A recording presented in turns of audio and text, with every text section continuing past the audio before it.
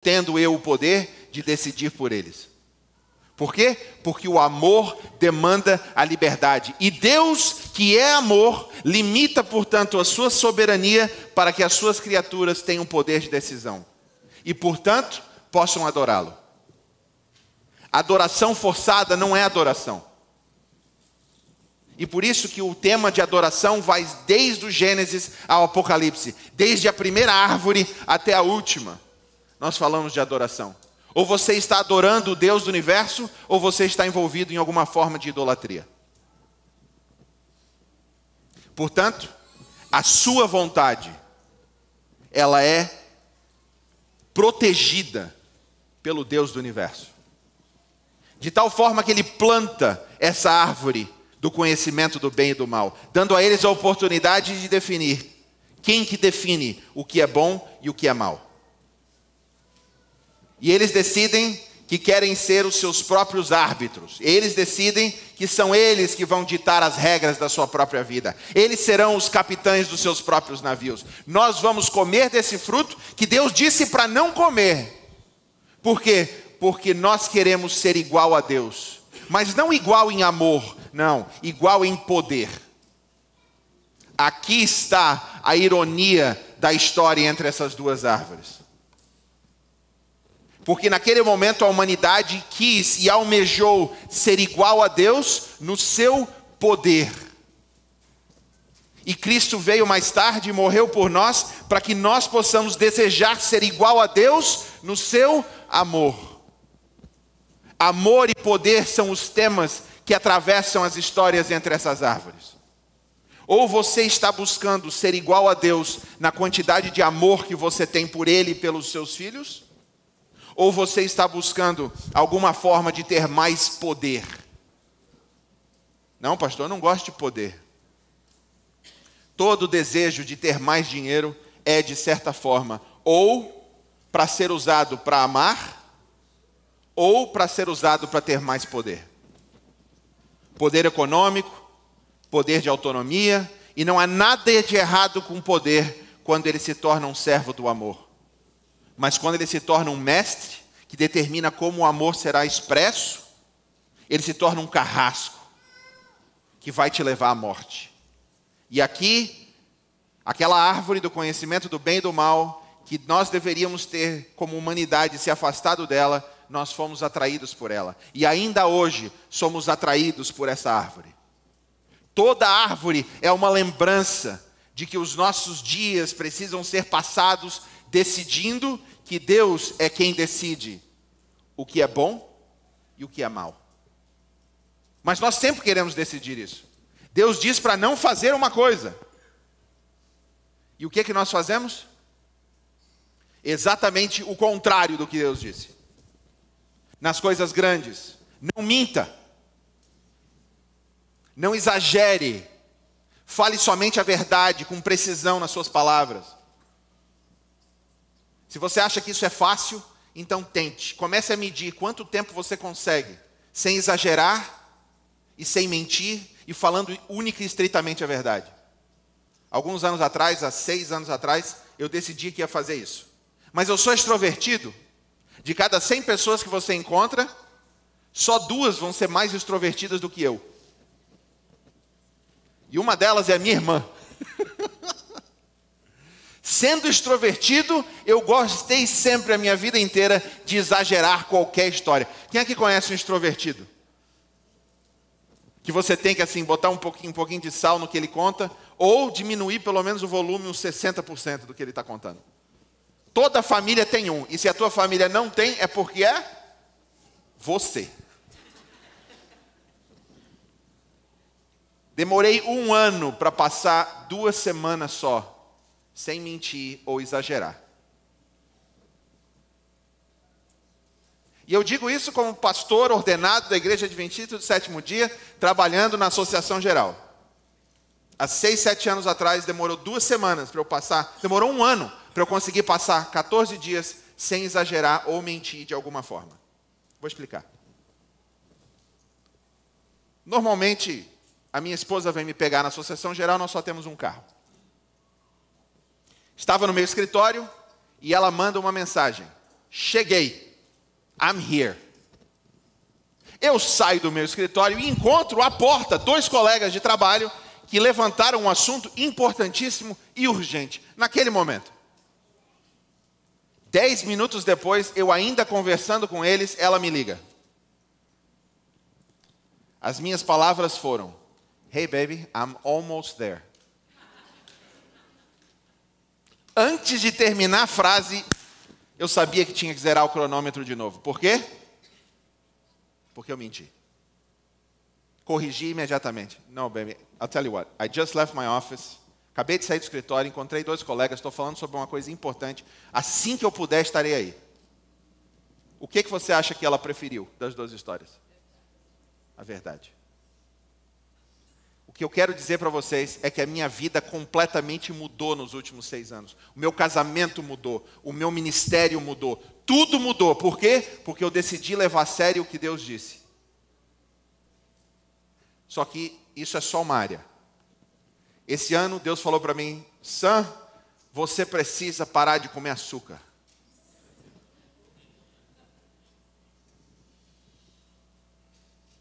Eu consegui 3 meses. Depois, eu voltei. Aquilo que eu quero fazer, não faço. Aquilo que eu não quero fazer, isso faço. E quem disse isso foi o maior evangelista, talvez, depois de Jesus Cristo. A realidade dele também é a nossa. Aquilo que nós queremos fazer, exercitando o nosso livre-arbítrio para seguir a Deus, enquanto estamos entre essas 2 árvores, nós vamos falhar, é inevitável. E existem muitas árvores que vieram depois disso. De fato, a árvore da vida, nós entendemos um pouco mais dela no próximo capítulo. Veja aí capítulo 3, versículo 23. Começamos no 22. Então o Senhor Deus disse: Vejam que o homem se tornou como um de nós, conhecendo o bem e o mal. Não se deve permitir que ele estenda a mão e tome também da árvore da vida, coma e viva para sempre. Por isso o Senhor Deus expulsou do jardim do Éden para cultivar a terra do qual fora tirado. Depois de expulsar o homem, colocou querubins a leste do jardim do Éden com uma espada flamejante que se movia de um lado para outro, guardando o caminho que levava à árvore da vida. A árvore da vida é o que nos permite viver para sempre. Deus não te criou eterno, naturalmente. Só Deus é eterno. Nós, orgânicos, precisamos do acesso à árvore da vida para poder viver para sempre. E Deus, na sua misericórdia, Ele diz: não vamos dar acesso à árvore da vida. Porque se o homem, tendo agora se rebelado contra a verdade, contra o amor, tomar decisões para sempre que vão contrárias ao amor, ele vai viver em plena discórdia, tristeza e destruição própria. Logo depois dessa história, eu digo logo, centenas de anos, talvez milhares depois dessa história, nós temos outras árvores que são usadas e cortadas para criar uma arca, que começa tudo de novo. Por quê? Porque eles viviam centenas de anos. Perceba que viver uma vida longa, quando você decide ser íntegro, a dor é menor do que você viver uma vida longa fazendo o mal e tendo uma tendência à violência.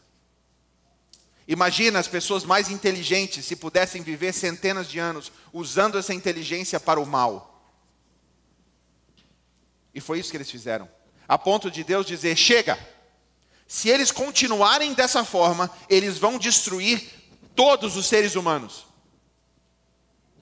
Tudo vai se acabar se eles continuarem assim. Portanto, eu vou trazer uma chuva e um dilúvio que vai destruir a todos que escolhem a violência. E durante 120 anos, Noé, um homem íntegro, corta as árvores para poder salvar a humanidade dentro dessa arca. E todo aquele que desejava integridade e abandono da violência tinha um lugar na arca. Quantos escolheram? Apenas 8. A sua própria família. É triste ver que Noé, como evangelista, só alcançou a sua própria família. Mas mais triste é o evangelista que consegue alcançar os outros e perde os seus próprios. A história das árvores continua. Podíamos escolher várias, mas depois disso vamos escolher uma que não é grandiosa. Essa árvore não é grande. Na verdade, nós nem chamamos de árvore, nós chamamos de sarça, pois era um arbusto pequeno. Essa sarça ardente é a que recebe a presença de Deus com Moisés. Moisés tem um encontro com o Deus Altíssimo, perto dessa árvore, desse arbusto que não se desfaz. Ele queima, ele tem o fogo, mas deveria estar sofrendo e deveria ser destruído, mas não é. Quantos de nós, como árvores, não somos grandiosos aos olhos do mundo? Mas na presença de Deus, toda tristeza e desgraça que acontece conosco não nos consome. Eu gosto de vir à igreja, porque eu sei que vou encontrar pessoas aqui cujos sapatos eu não sou digno de atar. Pessoas cheias do Espírito Santo. Pessoas simples, que aos olhos do mundo não são magníficos oak trees. Como é que é oak? Carvalhos grandes e maravilhosos.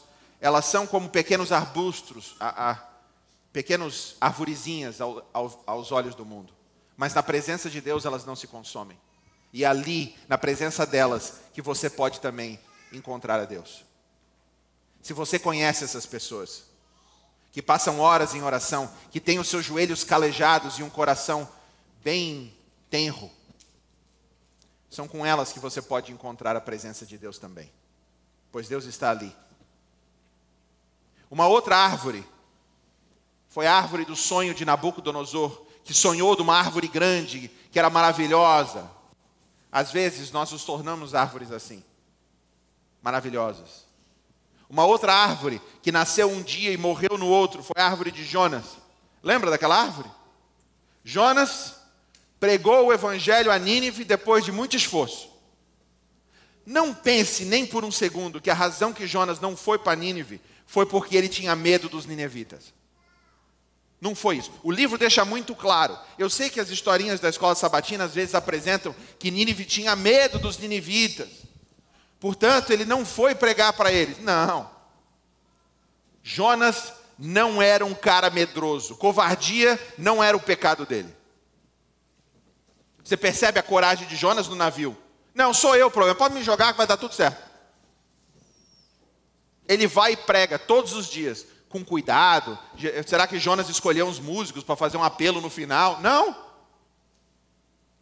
Jonas, o problema dele é que ele tinha ódio dos ninivitas. E aí havia motivo para isso. Havia. Aquele império, eles inventavam formas de destruir os seus oponentes com o maior número de dor possível. Se não me engano, foram eles que inventaram a forma de pegar 4 cavalos e amarrar os membros da pessoa no cavalo, e os 4 cavalos saem correndo, cada uma numa direção. A pessoa não morre quando estica. Ela morre depois de muito tempo que o cavalo vai arrastando o que sobrou do corpo dela. Vendo isso, é claro que quando Deus fala para Jonas, vai e prega para que eu possa salvá-los e não destruí-los, o que Jonas diz? O quê? Mata! Pode destruir isso tudo aí. Jonas vivia num período de polarização, onde você tinha os da direita e os da esquerda. Parece familiar com você? E Deus manda que Jonas vá para o outro lado, para pregar e poder salvar. Ele diz que não. Deus dá um jeito, através do peixe, de convencê-lo que precisa fazer isso. Ele chega em Nínive e a pregação dele é muito simples. 40 dias e vocês vão ser destruídos. 39 dias e vocês vão ser destruídos. Não existia amor na pregação de Jonas. Mas o poder do Espírito é mais forte do que a nossa inadequação, a nossa falta de capacidade de amar. O O Espírito de Deus toca no coração dos ninivitas e eles se arrependem. O que não acontece com nenhum dos reis do povo de Israel, cuja capital era em Samaria. Jonas, depois dos 40 dias, chegando próximo aos 40 dias, ele sai e ele senta para assistir os fogos. E ele não tem amor nenhum e quer a destruição deles. Deus faz nascer uma árvore que traz sombra no meio do deserto, isso é maravilhoso. E aí Deus manda um bicho que destrói a árvore. E qual que é a frase de Jonas? Eu prefiro morrer. E aí Deus pergunta para ele: você amou essa árvore que nasceu ontem e hoje morreu, mas você não tem amor pelas milhares de pessoas que não sabem distinguir nem o certo e o errado que estão naquela cidade. Toda árvore para nós também é uma lembrança de que a nossa missão é pregar o evangelho para aqueles que normalmente seriam considerados nossos inimigos. E orar por eles. E amá-los como Deus ama. Isso você não tem capacidade de fazer. Somente através do Espírito Santo. E depois do Novo Testamento, eu escolhi algumas árvores para meditar hoje. Uma delas é da semente de mostarda que Jesus conta a história. Eu não sei o que vai vir no ano que vem. Se você é jovem, provavelmente você está buscando plantar, investir em algumas coisas que no futuro vão dar algum fruto. Se você é mais velho, talvez você está buscando capitalizar nos frutos que você já plantou há muitos anos atrás. Não importa a fase da vida que você está. Toda ação que você fizer, que está de acordo e alinhada com o reino de Deus, você estará plantando frutos, plantando sementes que um dia vão crescer e abençoar muitas pessoas. Escolher o reino de Deus e colocá-lo em primeiro lugar é a coisa mais importante que você pode fazer em 2025. Todos os dias. Mesmo que a desgraça bata a sua porta, mesmo que Deus permita que situações adversas venham à tua casa, escolha o reino de Deus todos os dias. Ou talvez você, como Zaqueu, esteja buscando um relacionamento mais profundo com Cristo. Você quer conhecer quem é Jesus. E você observa como as outras pessoas têm esse encontro com Cristo. Cada árvore deve ser uma lembrança para você, como aquela que Zaqueu subiu para se aproximar de Cristo. Cada árvore é uma lembrança de que Jesus, Ele quer estar na sua casa hoje. Ele quer cear contigo. E como Zaqueu, Ele quer te salvar também. Mas antes de chegarmos na árvore da nova terra, nós precisamos passar por outras árvores. Foi numa quinta noite que Jesus se aproxima do Jardim das Oliveiras. Foi ali no Getsemane, entre as árvores, que Jesus é tentado a desistir do seu sacrifício que nos que trouxe a vida. Foi entre as árvores que Jesus, prostrado, passa por uma angústia tão grande que o seu suor se torna gotas de sangue. Foi ali, entre aquelas árvores, que Jesus garante o teu destino, para que você tenha acesso à árvore da vida mais uma vez.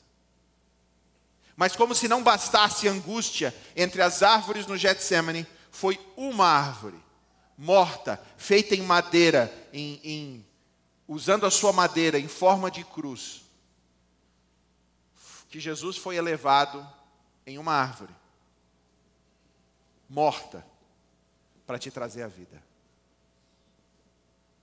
Entre a história da primeira árvore da vida e a última árvore da vida, nós encontramos essa árvore, aonde o teu Salvador foi elevado. E ali, ele se recusou a usar o seu poder para se livrar do sofrimento. Todas as vezes que você sofre, Todas as vezes que você passa por angústia, todas as vezes que você, no meio da desgraça e do terror da meia-noite, você permanece firme, e você não esbraveja palavras contra o Redentor pelo sofrimento que você passa, você está com Ele naquela cruz. É por isso que Ele diz: tome a sua cruz e siga-me. Jesus nunca prometeu, como dizia Bulhon, que nessa vida você não teria dificuldades. Mas Ele te prometeu que no meio da angústia, Ele jamais te deixaria. E Ele está aí, perto de você. Em 2025, alguns de nós vamos sofrer muito. Mas eu quero que você saiba que você não está sozinho. Que entre as árvores de angústia que você vai passar no teu próprio Getsêmani, na tua própria cruz, eu oro a Deus para que você tenha força de ser como o teu mestre e permanecer firme, porque um dia você vai ter acesso a essa árvore aqui. E é assim que a Bíblia termina. Olha lá em Apocalipse capítulo 2. O último livro da Bíblia. O enunciado do livro é justamente esse.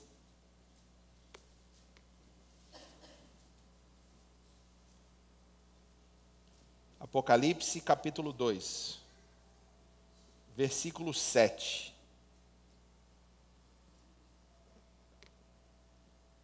Quem tem ouvidos, ouça o que o Espírito diz às igrejas. Aquele que vencer, darei o direito do quê? De comer da árvore da vida que está no paraíso de Deus. Perceba que todos nós estamos nessa história que acontece entre essas duas árvores. E a história termina com aqueles que são fiéis, recebendo o poder do Espírito Santo, ouvindo a voz do Espírito. Aqueles que terão acesso mais uma vez à árvore da vida. E no último capítulo da Bíblia, sendo que os primeiros 2 capítulos da Bíblia falam dessa árvore, o último capítulo também apresenta essa árvore. Veja lá no capítulo 22, versículo 2 e 14. Olha o que diz. Lá no começo. Então o anjo me mostrou o rio da água da vida, que é claro como cristal, fluía do trono de Deus e do Cordeiro, no meio da rua principal da cidade. De cada lado do rio estava a árvore da vida, que frutifica 12 vezes por ano, uma por mês. As folhas da árvore servem para a cura das nações. E o versículo 14. Bem-aventurados que lavam as suas vestes, assim têm direito à árvore da vida e podem entrar na cidade pelas portas. Você e eu temos tudo o que nós precisamos para poder ter acesso a essa árvore mais uma vez. Você, embora não foi criado para ser eterno, você foi criado para viver para sempre. E aqui existem 12 vezes por ano essa árvore dá fruto. Hoje, você gosta de agricultura, você sabe que no máximo você tem 2 ou 3 safras por ano, dependendo do clima. Essa árvore não, é uma vez por mês. Sempre tem acesso as pessoas a esse fruto da árvore da vida. E aqui vai mais além do que isso. Para que você não pense que essa segunda árvore tem efeito apenas no individual, perceba como a Bíblia se refere ao poder dessa árvore para o coletivo. O coletivo que sempre traz polarização e discórdia entre as nações, entre as pessoas, entre os grupos. Perceba como diz que as folhas, elas são para quê? Para a cura das nações. Eu não sei de que tipo de chá essas folhas vão produzir, mas as nações serão curadas. Os russos vão sentar e comer essa folha de alguma forma do lado dos ucranianos e vão estar em paz. Os palestinos de Gaza vão sentar do lado dos judeus, felizes por causa dessas folhas. Todas as nações que já lutaram, todos os grupos que não podem se ver sem sentir raiva por dentro, o perdão vai acontecer porque um dia Cristo foi levantado numa árvore e perdoou a todos nós.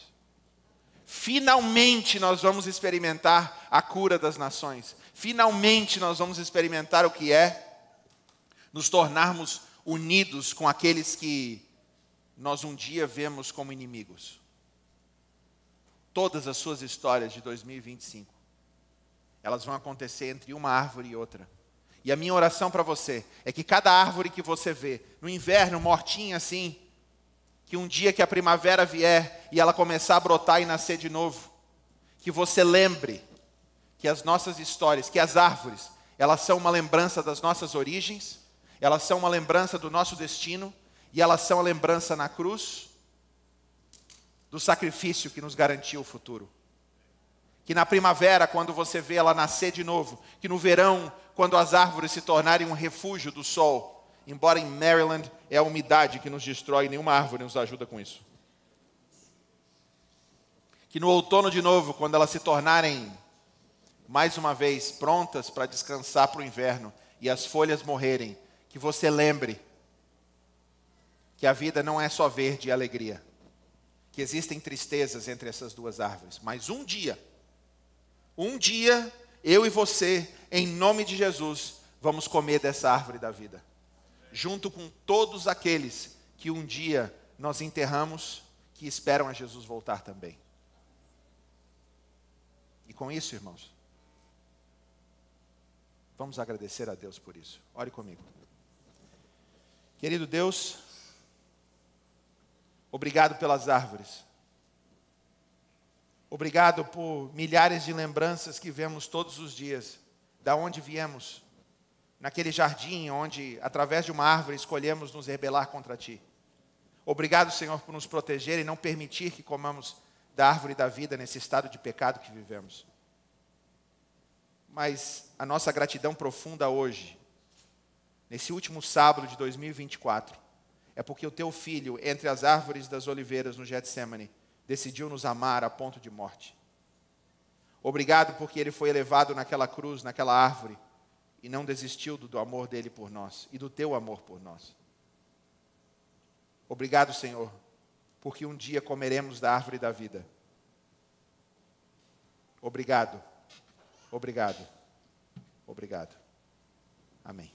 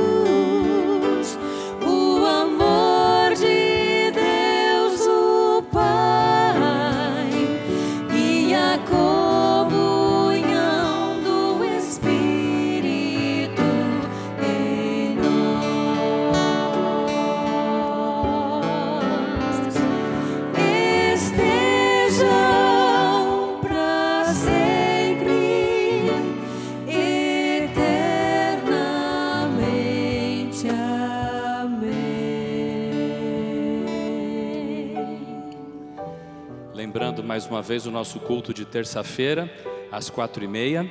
E para você que nos visita, ou para você membro da nossa igreja que não vai poder estar aqui com a gente, gostaria de desejar em nome da Capital Brazilian Church um feliz ano novo para todos, com as bênçãos de Deus, que você possa ter um ano de 2025 muito abençoado, que nós possamos sentir a presença de Deus em nossa vida.